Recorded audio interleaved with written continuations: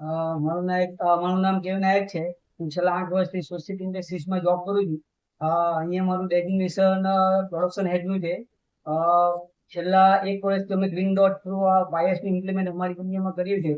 અને આજે first test બરાબર શોર્ટ કરું શોર્ટ સેગ્રીગેશન, જેમાંથી અમે જે અનઆઇડેન્ટિફાઈડ જે અમને જોઈતી વસ્તુ હતી તે અલગ કરી. પછી સેકન્ડ ટેસ્ટમાં સેટિંગ ઓર્ડર એટલે એને જે જગ્યાએ મૂકવું હોય તે જગ્યાએ અમે મૂકીને આઈડેન્ટિફિકેશન કર્યું. પછી સસ્ટેન સ્ટાન્ડર્ડાઇઝેશન સ્ટાન્ડર્ડાઇઝેશનમાં અમે થર્ડ એસમાં સાઇન છે. સાઇનમાં અમે જે ક્લિનિંગ ને એસઓપી ને પાયસ ને એસઓપી ને બધું ઇમ્પ્લિમેન્ટ કર્યું છે.